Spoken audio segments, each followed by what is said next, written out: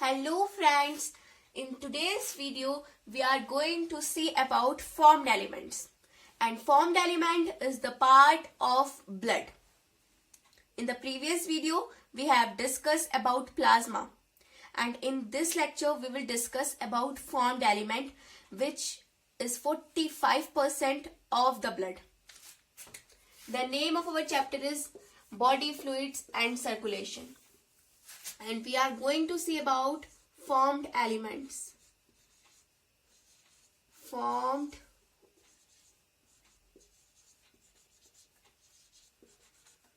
elements. 45%. First, we are going to see a small flow chart about formed elements.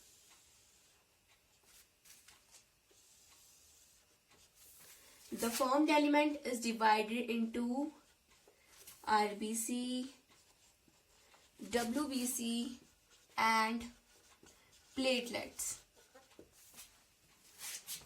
And Rbc is red blood cells, which is erythrocytes. Wbc is the white blood cells, which is leukocytes, and the leukocytes is further divided into two parts: granulocytes and agranulocytes. Then granulocyte is further divided into three parts, which is neutrophil, basophil and eosinophil. And the agranulocyte is divided into two parts: monocytes and lymphocytes. Then the lymphocyte is further divided into two parts, which are B lymphocyte and T lymphocyte. This is a flow chart of formed elements. In the formed element, we have to study about RBCs, WBC, platelets. Then further, there are two types of WBCs: granulocytes, agranulocytes. Agranulocyte is divided into monocytes, lymphocytes. Lymphocyte is divided into B lymphocyte and T lymphocyte. And granulocytes are divided into three types: neutrophil, basophil and eosinophil. First, we will discuss about RBC, red blood cells. RBC, red blood cells. RBC, red blood cells. Erythrocytes. The other name of RBC is erythrocytes. And now few points about RBC. RBC, red blood cells, are 5 to 5.5 million in per millimeter cube of blood. This is RBC, which are 5 to 5.5 million in per millimeter cube of blood. Then the RBCs are formed in bone marrow. Formed in bone marrow in adults. In adults, RBC are formed inside the bone marrow. And the third point about RBC is graveyard of RBC is called as spleen. Graveyard of RBC is spleen. This is the place where RBC will die. The lifespan of RBC about 120 days. Therefore, a cell of RBC, red blood cells, will live maximum 120 days. The next point about RBC is that they lose their nucleus and cell organelles. From this point, we can say that RBC lose their nucleus and RBC lose its cell organelle. Why RBC loses these two things? Because RBC wants hemoglobin. The color of RBC is due to the presence of iron containing red color pigment, which is called as hemoglobin. Therefore, RBC loses its nucleus and cell organelle.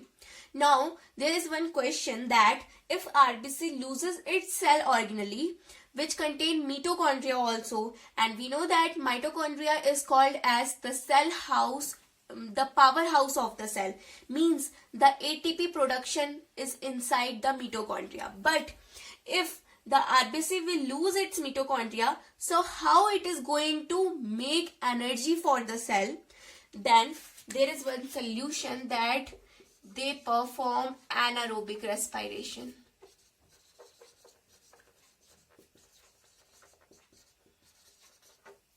And we know that anaerobic respiration is the process in which oxygen means energy, is not required much more.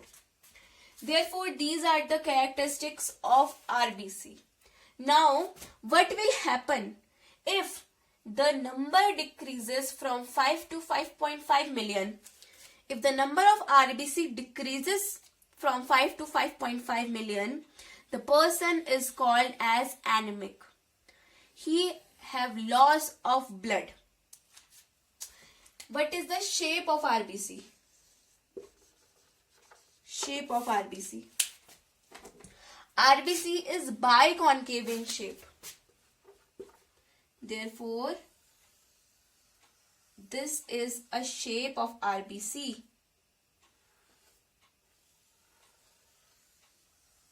And we can see that this is biconcave in shape. Therefore, the shape of RBC is biconcave. This means that if we will see laterally there is one hollow space between RBC. Therefore, it is biconcave in its shape. Now we will see WBC. WBC, white blood cells, which is also called as leukocytes. WBC, which are also called as leukocytes. WBC. Leukocytes. WBC is the white blood cells. These are WBC. WBC are the soldiers of the body. WBC is 6,000 to 8,000 in a body of a healthy person. The number of WBC is not stable, because if we are suffering from any infection, then the number of WBC will increase in our body, and if we are healthy, then the number is in between 6,000 to 8,000 in our body. And the shape of WBC is not fixed. Therefore, it is amoeboidal shape. Amoeboidal shape. We know that amoeba have no fixed shape. The shape of an amoeba is not defined. Therefore, the shape of WBC is also not defined. Then the WBC is divided into two types. What is granulocytes and one is agranulocyte. What is granulocyte? Suppose this is the cytoplasm. Then we can see these black dots. If these are present between the cytoplasm, this is called as granulocyte means granules present in cytoplasm is called as granulocytes. Then the granulocyte is divided into 3 types. First is neutrophils. Neutrophils is the most abundant.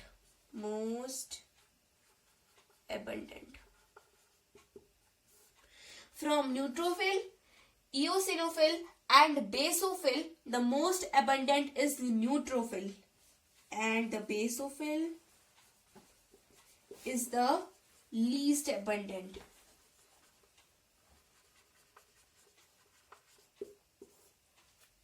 Then the next category is agranulocytes. Now agranulocytes is also divided into monocytes and the lymphocytes. Agranulocytes is divided into monocytes and lymphocytes. Monocytes are the largest cell in the body.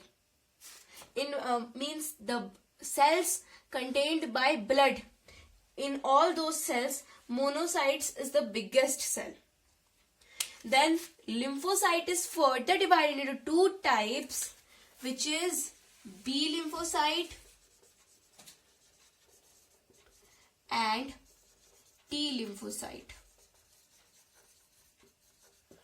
in which B lymphocytes helps in the formation of antibodies in the body. These are the function of WBC.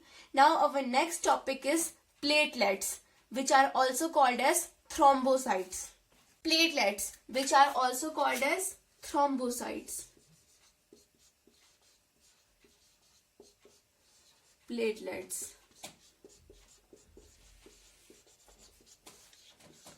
Thrombocyte. Platelets is the clotting factor in the blood. Platelets help to clot the wound.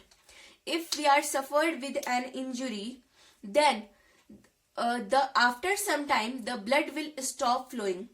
That is due to the formation of clot, which is formed by the help of platelets. Therefore, platelets is called as clotting factor and the other name is thrombocytes. Now, how much platelets should be present in millimeter cube of blood? 1.5 to 3.5 lakh platelets in millimeter cube of blood.